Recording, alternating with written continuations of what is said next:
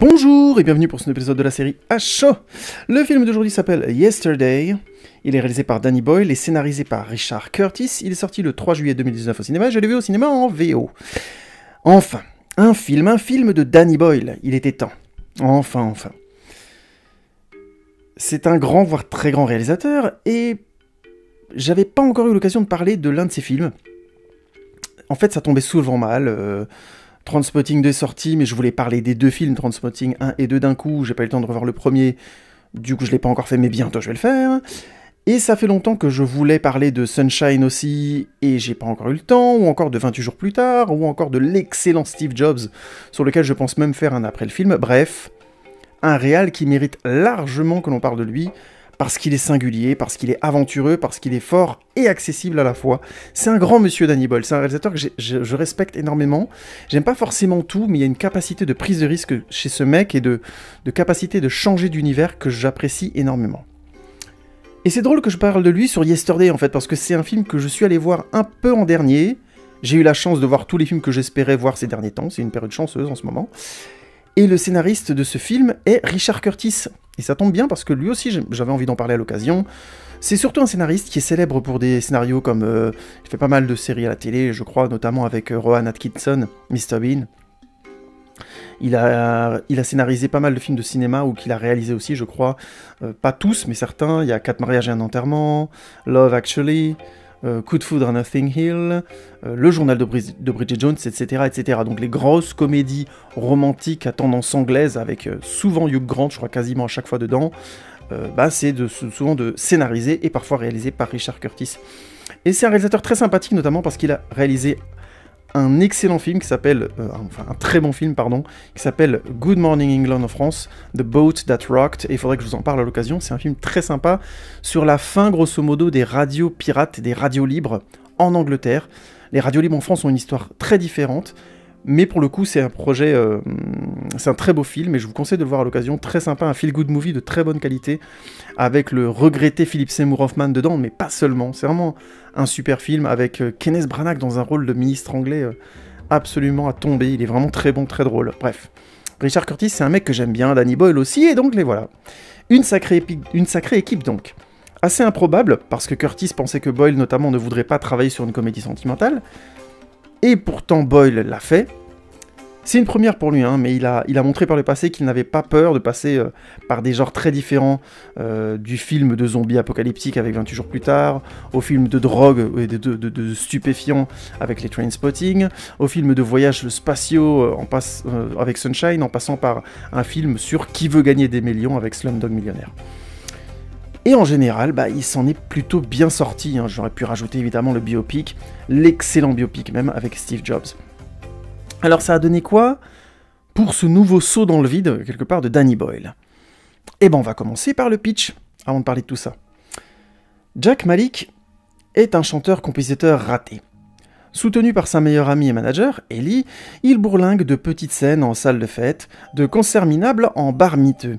Un soir, à cause d'une gigantesque panne de courant, Jack percute un bus. À son réveil, le monde ne semble n'avoir jamais connu les Beatles, mis à part lui. Jack décide alors de s'approprier les chansons des Beatles pour accéder enfin au succès. Vous êtes d'accord, on est d'accord, c'est un pitch plutôt sympathique. Pas si original que ça, mais plutôt sympathique. Pas si original parce que on pense au film de Jean-Philippe de Laurent Tuel, où Fabrice Lucchini notamment découvrait un monde sans Johnny Hallyday et décidait de le retrouver Jean-Philippe Smet, de son vrai nom. Ce film était pas mal d'ailleurs, Hallyday se moquait pas mal de lui-même, et Lucchini faisait du Lucchini avec modération. Alors bon, on aime ou on n'aime pas, moi j'aime bien, donc il n'y avait pas de souci, mais je trouve qu'il était modéré dans ce film-là, il servait bien son personnage. Le film avait quand même des défauts, un peu lourds, comme un antagoniste, une sorte de caricature de Johnny qui était franchement peu intéressante, mais qui apportait pas grand-chose au récit, et une partie finale façon concert que j'ai trouvé peu crédible d'une certaine manière. Une ultime pirouette plutôt intéressante, venait confirmer pourquoi le film avait gagné le prix du meilleur scénario original au César, et je vais pas spoiler cette pirouette, mais Jean-Philippe n'avait pas su finalement, ou n'avait su que trop rarement transcender son pitch de départ. Et donc, Yesterday. Déjà, la mise en scène de Danny Boyle est efficace. Et par-ci par-là, il y a des pointes de génie. mais c'est pas génial globalement non plus. Je vais m'expliquer. L'idée géniale de mise en scène, parce que pour moi je la trouve géniale, c'est l'utilisation de grands textes qui apparaissent à l'écran pour signifier les lieux. Alors c'est une technique classique de cinéma actuelle qui est vraiment beaucoup utilisée pour éviter de perdre le spectateur. Grosso modo, on est dans l'espace, il y a marqué espace. Je caricature, c'est un exemple, un contre-exemple, mais je me souviens qu'une des séries qui avait commencé à faire ça, je crois que c'était Fringe, et série fantastique, et c'était une de ces marques de fabrique de marquer en gros l'endroit où il se trouvait, non pas en sous-titre ou en petit titre à l'écran, mais en gros. Genre on arrivait, puis sur le bâtiment, il y avait marqué San Francisco. Donc il cachait pas, il montrait très fortement qu'il se déplaçait de lieu en lieu, et ça faisait beaucoup partie de l'identité visuelle de la série. Alors c'est une série que j'aimais pas spécialement, donc je vais pas pérorer dessus, mais je crois que c'est une des premières à l'avoir autant affirmé à la télévision, et d'avoir un peu bousculer ce code qui était de toujours faire des petits textes. T'allais dans Nebraska, bah t'avais marqué Nebraska tout en bas de l'écran.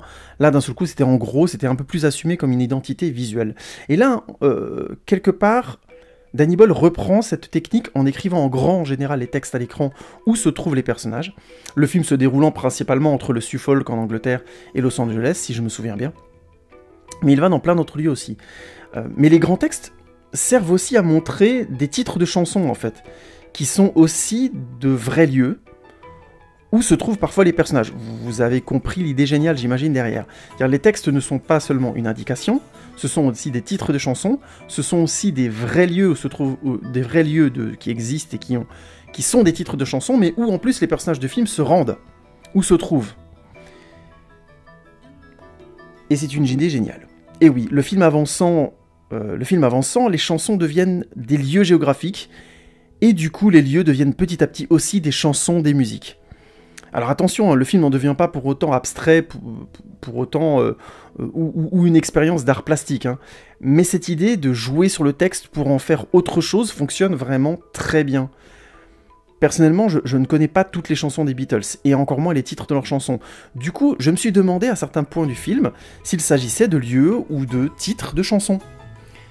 Et au final, peu importe que je sache si c'était le cas ou pas, parce que c'est l'ambiguïté, la transformation que le film cherchait à atteindre. Les titres sont inscrits sur les lieux, du coup les chansons deviennent des lieux, du coup les lieux sont donc des musiques à part entière aussi. Et ça donne au film son enjeu visuel numéro 1, c'est-à-dire faire de la musique une trace visuelle de l'histoire humaine avec un grand H et un petit H. De l'histoire, quoi. D'ancrer la musique dans des lieux, dans quelque chose de visuel et de physique. La musique devient du coup image. C'est une excellente idée de passer par les titres pour ça. C'est une excellente idée de transformer le film en cartographie visuelle de la musique des Beatles. C'est une excellente idée de transformer un code cinématographique souvent gratuit. Pour la petite parenthèse, il faut que le spectateur sache où il est, hein, vous voyez le genre, hein, sinon il serait perdu, hein, c'est grave. Je pourrais dénombrer un nombre incalculable, franchement, de films où on nous indique où on est, et en fait ça n'a aucun intérêt. Hein. C'est vraiment juste parce que les producteurs ont eu peur à un moment donné que les spectateurs soient perdus, et je dis bien les producteurs, parce que les réalisateurs en général savent que t'as pas besoin d'indiquer ça, les gens suivent le fil narratif, être sûr de l'endroit où ils sont, ça a finalement assez peu d'importance. Et donc, c'est une excellente idée de transformer un code cinématographique souvent gratuit, donc ces fameux textes de lieu, en quelque chose de plus fort, de plus profond et de juste. De juste vraiment dans Yesterday, parce que la musique populaire est un marqueur d'histoire à l'échelle des vies humaines. Et l'autre point aussi, c'est parce que la musique populaire, elle se renouvelle vite, et donc elle épouse des phases de vie plus courtes. Pour la petite parenthèse, à contrario, une peinture, une image fige dans le temps, là où une musique courte colore un moment émotionnellement, l'habite d'abord dans les émotions, et de ce fait, s'y incorpore profondément. Pensez à une musique sortie, par exemple, à l'époque où vous aviez vos 10 ans, et vous verrez, c'est quasiment impossible de la détacher de cette époque de votre vie. La musique populaire aussi, comme dit avant, a contrario, l'image en général, elle fige dans le temps. Elle maintient en vie et tue à la fois. C'est une image faite et finie en quelque sorte. La musique populaire, ça a une capacité à se réincorporer à quelque chose de nouveau, de moment en moment, pour peu qu'elle se marie harmonieusement. Par exemple, les films qui réutilisent différemment des musiques d'une autre époque. mais je crois que je suis un peu trop abstrait. Pour être clair, par exemple, Scorsese va utiliser de la musique pop d'une époque pour ancrer le film et son histoire dans l'époque de cette musique. Vous voyez ça évidemment dans, par exemple, Les Affranchis, c'est extrêmement bien utilisé, mais il le fait dans plein d'autres films. Il le fait aussi dans Shutter Island, je crois. Bref, il le fait dans pas mal de films, et pas mal de réalisateurs utilisent cette technique qui est très efficace. Hein. Mais, à contrario, par exemple, on a James Gunn qui a réincorporé Hooked on a Feeling de Blue Swede à l'univers fantastique des Gardiens de la Galaxie. Maintenant, cette chanson-là a à présent une nouvelle vie indissociable de l'univers de ce film. Ça renvoie pas à sa période où elle est née, dans les années 70, mais bien à l'univers et à l'imaginaire des Gardiens de la Galaxie.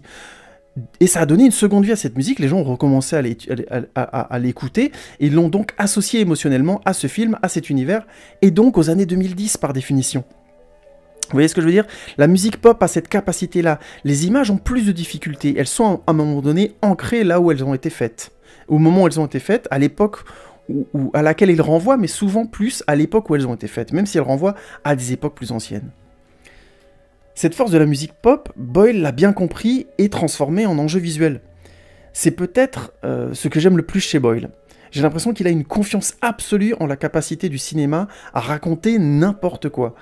Pour peu que l'on trouve l'enjeu visuel, qui est le bon en rapport avec ce que le film raconte.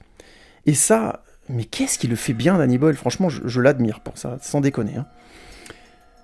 Évidemment, ce n'est pas le seul enjeu visuel du film. Hein. Certains passages sont basés sur le désir de Jack, notamment, de retrouver les paroles des chansons des Beatles, dont il ne se souvient plus. Et du coup, le film propose alors des scénettes représentant ce que les chansons racontent. Ou plutôt comment Jack s'en souvient ou tente de se le remémorer. Cela donne un aspect comique à ces moments, puisqu'on voit plusieurs fois le même passage d'une chanson avec les mauvaises paroles. Je connais pas les paroles, donc c'était très drôle de le voir en VO et de voir comment il cherchait une phrase qui rimait, mais qui n'était pas celle de la chanson à la base, donc du coup il était un peu emmerdé. Et je me disais que ça pourrait être... c'était assez drôle de voir comment, à un moment donné, cette même phrase musicale pouvait donner, selon ce qu'elle disait tout simplement, lieu à un autre souvenir et donc à une autre image. Et en plus, Himesh Patel, qui joue le rôle de Jack, est excellent dans le rôle de Jack et joue très très bien ces séquences, notamment où il cherche, il se creuse la tête, il colle des post-it au mur, là, évidemment pour évoquer une cartographie, une construction, pour essayer de retrouver petit à petit les paroles de la chanson dont il ne se souvient pas forcément. Mais cela transforme encore une fois aussi les chansons en images, et c'est bien vu. C'est des images mémoire de Jack, certes, mais c'est aussi des images du film. Les chansons deviennent ainsi des pièces de puzzle à retrouver, à rassembler pour les recomposer. Jack se rend ainsi sur les lieux qui ont inspiré les chansons des Beatles, alimentant un aspect enquête de mémoire du film. Excellente idée visuelle aussi, hein, pas forcément aussi bonne que celle des titres, mais très bonne aussi. Les chansons prennent ainsi encore plus un statut de morceau de mémoire fragile qu'il faut savoir préserver. Et ça aussi, c'est une sensation très juste que transmet le film. Les chansons populaires sont fragiles aussi. Par leur nombre, gargantuesque, elles sont fatalement amenées à disparaître plus facilement, elles sont trop nombreuses. Je suis toujours surpris d'ailleurs à quel point les gens prennent toute la culture pour acquise et gravée dans le marbre. Personnellement, j'ai la sensation par exemple que si demain YouTube était supprimé ou inaccessible ou cassé, on aurait une très grande partie de la culture populaire qui disparaîtrait quasi définitivement. Ou encore, je ne crois pas que les gens réalisent que dans 100 ans, par exemple, les chansons écoutées de nos jours ne seront quasi plus écoutables ou écoutées. Le temps aura muté la culture. Par exemple, il y aura de moins en moins de personnes il y a aujourd'hui de moins en moins de personnes, qui regardent des films du début du cinéma. Et combien de films de cette période ne sont plus regardés du tout parce que considérés comme de manière arbitraire, au final, comme obsolètes. Quand je dis arbitraire, c'est que c'est les codes esthétiques de notre époque qui estiment avoir, par, je pense, prétention, hein, honnêtement, tout compris de ces codes-là, et on les regarde plus, à moins d'être vraiment chercheur à la fac, vous voyez ce que je veux dire? Plus personne ne va les regarder, alors qu'il y a forcément des choses à en tirer, à en apprendre.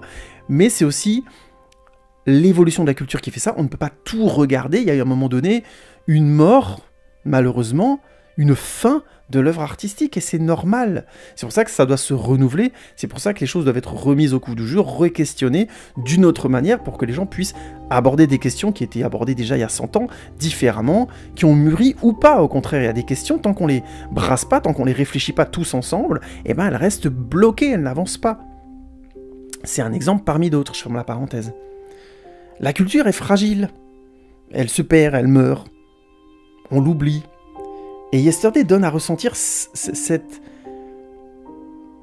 sensation de manière subtile, je trouve, et intelligente.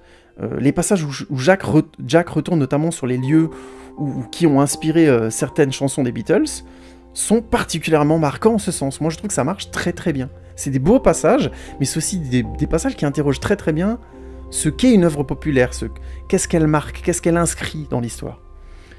Bref, on pourrait dire, à partir de là, que c'est du tout bon, et qu'on a droit à un nouveau chef-d'œuvre de Danny Boyle. Alors, pour faire court, non, franchement non. Notamment parce que je ne pense pas que ce soit le meilleur scénario de Richard Curtis. En fait, très vite, le rapport de la musique à la musique devient une obsession de Jack, tout seul quelque part. Il est le seul à se souvenir et il veut bien se souvenir. Donc il fait le travail de mémoire passionnant que j'ai expliqué avant. Mais le film tourne finalement autour de deux autres axes, finalement moins intéressants et je trouve moins bien traités aussi. Déjà, Jack rencontre le succès très vite avec des chansons des Beatles. Et donc une productrice le contacte très vite et se l'accapare sans aucune finesse, honnêtement. Parce que oui, on ne nous épargne pas le cliché de la productrice assoiffée de pognon, et ce jusqu'à la fin du film. Alors l'actrice joue bien, j'ai oublié son nom, elle avait joué notamment dans la dernière version des Ghostbusters. Bon, l'actrice est très bien, je trouve qu'elle joue très bien. C'est juste l'écriture qui est pas très intéressante. Le film perd beaucoup là, à cet endroit-là, de temps à nourrir cette intrigue qui finalement va pas très loin et est un peu sans intérêt. Au final, Jack n'est jamais réellement intéressé par la célébrité, et du coup, toute l'intrigue tourne autour du fait qu'il aurait pris la grosse tête. Et je trouve qu'en fait, c'est complètement creux, ça marche pas. On ne pense jamais qu'il a pété les plombs, oui, il est intéressé par le succès, mais je trouve que c'est jamais présent qu'il est obsédé par ça, ou... Au final, il est beaucoup plus obsédé par le fait de respecter les chansons des Beatles, de les donner à découvrir au monde parce qu'il trouve que c'est des chefs-d'œuvre absolus et des choses comme ça. C'est ça sa vraie quête. Vis-à-vis de la musique. Là, le succès, c'est bien parce que pendant longtemps, c'était un musicien entre guillemets raté. Et donc voilà, ça lui permet d'avoir le succès, c'est pas mal, mais on le voit même pas tant en profiter que ça au final. C'est assez bizarre. Il y a quelque chose qui est en biais et au final, très vite, il a une morale très forte. Il fait attention au fait de respecter ses chansons. Ça le travaille l'idée qu'on puisse découvrir que c'est un plagiaire et des choses comme ça. Donc toute cette intrigue avec le productrice tourne un peu à vide de facto. Non, franchement, toute cette partie, je trouve qu'elle dégonfle beaucoup le film. Parce que d'un côté, on veut donner beaucoup de vraisemblance à l'univers de la production de musique, avec les enregistrements studio qui sont bien gros, il y a des passages d'enregistrement qui sont très intéressants, il y a Ed Sheeran qui a un rôle dans le film qui est assez drôle, etc. Et donc évidemment, Ed Sheeran, ça donne beaucoup de crédibilité. Mais en même temps, de l'autre côté, la productrice n'est jamais vraisemblable, je trouve que c'est une caricature. Et il y a aussi une séquence de réunion, de communication sur ce à quoi va ressembler la pochette de l'album de Jack, qui est une scène comique et qui joue sur le fait d'être complètement surréaliste. C'est une scène avec 120 personnes habillées de la même façon, qui rient et applaudissent tous en synchro quasiment, alors qu'en face, t'as Jack qui est complètement... qui hallucine de les voir s'auto-congratuler, qui les trouve complètement débiles. On envoie bouler ses arguments en mode non, ça marchera jamais. Par contre, avec cette pochette-là, on va faire un max de pognon, ça va être génial, on va tous s'éclater. Vous voyez, c'est un petit peu la caricature de l'entreprise de communication qui vit complètement dans ce monde et qui a aucun intérêt pour l'œuvre artistique, quoi. Donc c'est... Je comprends, la scène est marrante, mais c'est franchement pas très intéressant, hein. Et c'est pas non plus à se taper sur les cuisses. Bref, c'est mignon, mais ça manque de finesse. Et je trouve que ça tire au final le film vers le bas. L'autre axe, qui est en fait le principal du film, tourne autour de l'histoire d'amour entre Ellie et Jack. C'est plutôt bien écrit, les acteurs sont bons, Lily James dans le rôle de Ellie notamment est impeccable, et le film réserve des scènes d'émotion plutôt réussies. Le problème est que le film est trop axé sur cette histoire, et malheureusement, c'est une histoire qui est très peu originale sur ce point. En quelque sorte, ça alourdit, ça simplifie le propos du film, alors qu'il n'en avait pas besoin, je pense. Ma sensation est que Boyle aurait tout à fait pu se passer de cette histoire et se contenter de Jack remontant le film de la mémoire des Beatles pour offrir leur musique au monde. Sachant qu'en plus on a un passage où il retrouve un Beatles et c'est un passage qui est super bien vu, qui est très bien fait. Je vous les découvrir, je veux pas spoiler. En l'état, le film fait le travail d'une comédie romantique plutôt bien, mais ça y apporte rien, je pense. Et je trouve que le film au final semble même traîner un peu cette histoire d'amour comme un boulet, quoi. Après il faut m'entendre, hein. Si vous aimez les comédies romantiques, ça passe bien. Moi j'ai rien contre les comédies romantiques, ça passe bien, c'est pas désagréable. Mais il y a pas non plus, c'est pas non plus bouleversant, et c'est pas au niveau de ce que propose le film sur la musique pop. Perso, j'aurais préféré que le film assume plus son idée de base, comme Jean-Philippe avait su le faire d'une certaine manière, puisque dans Jean-Philippe, le personnage de Fabrice Lucchini se concentrait sur le fait que Jean-Philippe redevienne Johnny. C'était vraiment l'axe principal du film. Et je trouve que ça servait beaucoup mieux la narration, ça allait au fond de son sujet d'une certaine manière, même si encore une fois il y avait des défauts. Et puis un dernier point sur lequel je reviendrai et qui me posait aussi problème dans Jean-Philippe d'ailleurs, c'est l'évidence avec laquelle les chansons de ces stars, aussi bien dans Jean-Philippe les chansons de Johnny Hallyday, que là les chansons des Beatles, auraient dû être des tubes, quelle que soit l'époque où elles étaient sorties. Alors en effet, il y a un gouffre entre constater qu'une chanson est bonne et le fait que cette chanson devienne un succès. Ça franchement, j'aimerais à un moment donné que ce soit compris, assumé complètement, parce que ces films-là font chaque fois la même erreur. Ils partent du principe que comme c'est des succès intemporels, ils le seraient à n'importe quel moment. Alors je vais enfoncer des portes ouvertes, mais le succès est une combinaison de choses. Ça ne tient pas seulement à la qualité de l'œuvre. Et là, les deux films, je trouve, sont naïfs, complètement naïfs. Probablement pour se permettre la fameuse scène de concert avec des milliers de gens, pour faire de l'émotion spectaculaire, etc., ce que je peux comprendre. Mais c'est vraiment dommage de marcher sur un cliché vraiment éculé, le côté intouchable des œuvres populaires à succès. Genre, c'est comme si elles auraient été forcément des succès, quel que soit le contexte où elles étaient sorties. Ce qui est évidemment faux. Et c'est dommage parce que ces films pourraient montrer, comme peu d'autres d'ailleurs, à quel point une œuvre ne dépend pas que d'elle-même. Ou encore à quel point même une bonne œuvre peut attendre très longtemps avant d'être reconnue. Et parfois, malgré toutes ces qualités, elle ne rencontre pas forcément le succès. Il y a des chefs-d'œuvre, il y a des œuvres magnifiques et des artistes plein de talent, plein les poubelles. Il faut s'en rendre compte, il y a des chefs-d'œuvre qui ont fini aux poubelles et qu'on n'a jamais découverts. Parce que, je sais pas, pour de multiples raisons, tout intéressant d'ailleurs à traiter dans un film, c'est ça qui est triste. Le grand public n'était pas prêt, par exemple, à recevoir, l'œuvre. Je vous renvoie à Van Gogh, qui était un artiste extraordinaire et qui, à son époque, a été traité comme une merde. On a découvert que posthume que c'était génial ce qu'il faisait, qu'il avait compris quelque chose que les autres n'avaient pas compris. L'industrie aussi, par exemple, n'a peut-être pas le potentiel, ne croit pas au potentiel de l'œuvre aussi. Par exemple, en parenthèse, Jack aurait pu rester sur un circuit local pendant un moment, par exemple dans le film, pour donner de la crédibilité au film, mais aussi pour montrer que le contexte joue. C'est pas parce que t'as des chansons géniales que tu vas percer tout de suite et que les gens vont trouver que t'es un génie.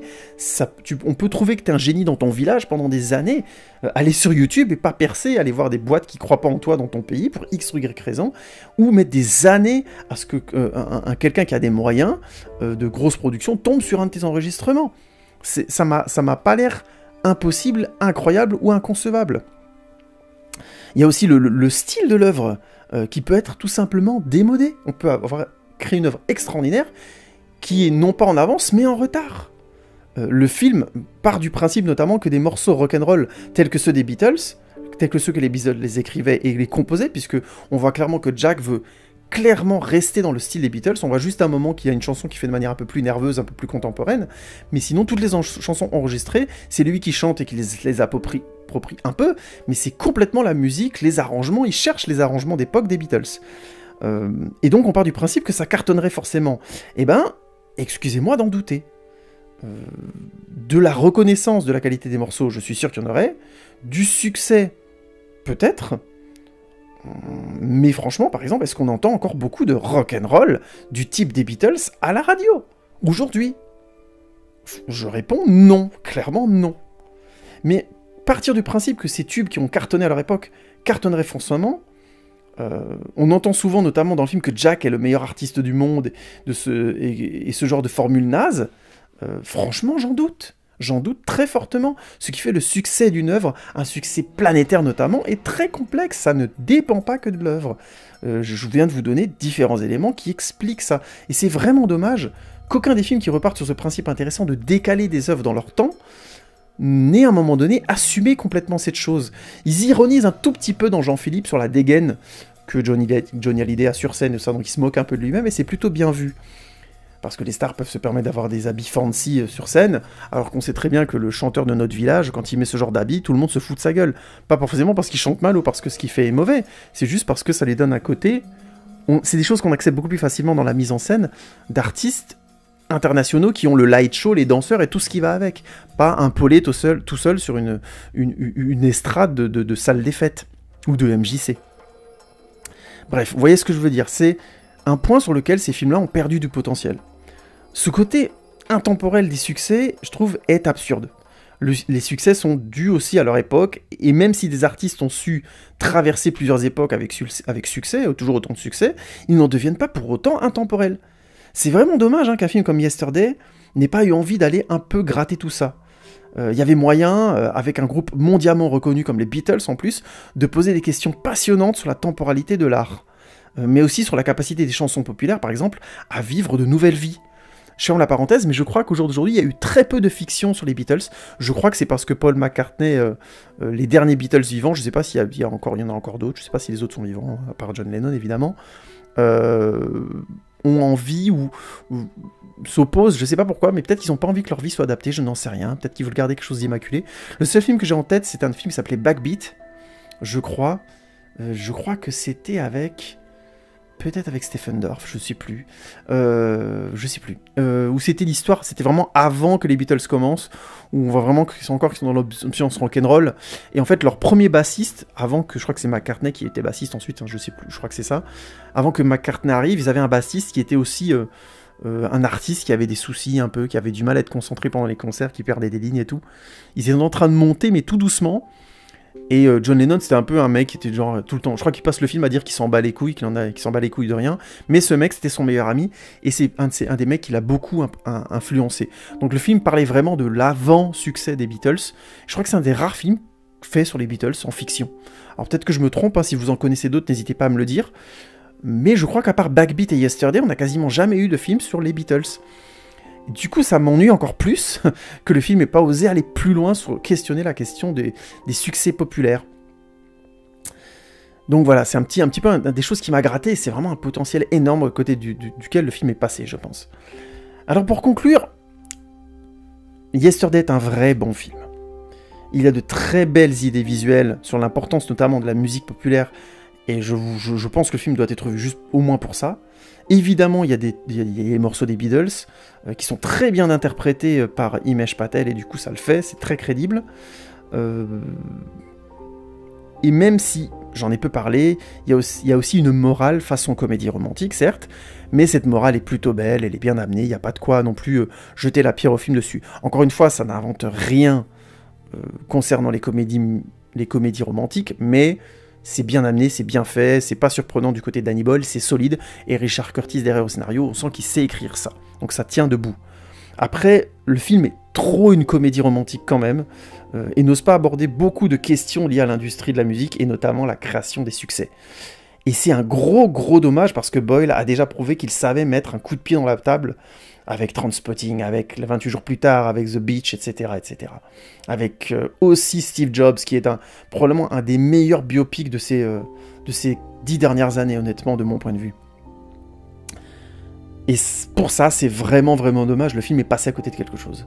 Mais j'insiste, c'est un film qui peut tout à fait être vu comme un feel-good movie de cet été 2019, peut-être un des meilleurs, on verra. Honnêtement, c'est un bon feel-good movie aussi. Donc je vous conseille d'aller le voir, évidemment, et je pense que vous passerez un bon moment, et n'hésitez pas à venir me dire ce que vous en pensez. Merci beaucoup de votre écoute, je suis toujours autant suivi, et ça fait vraiment plaisir, je vois de nouvelles personnes qui arrivent régulièrement ces derniers temps, ça fait vraiment plaisir. N'hésitez pas à tweeter, Instagrammer, liker, partager, évidemment, ça permet à la chaîne de grandir. Et surtout, donnez-moi votre avis, c'est ça qui m'intéresse le plus, dans les commentaires, Facebook, YouTube, Instagram, n'hésitez pas. Je suis ça à fond et je réponds à chaque fois et ça me fait vachement plaisir. Merci beaucoup pour votre écoute et on se retrouve bientôt pour un nouvel épisode de HO. Salut les amis, ciao ciao.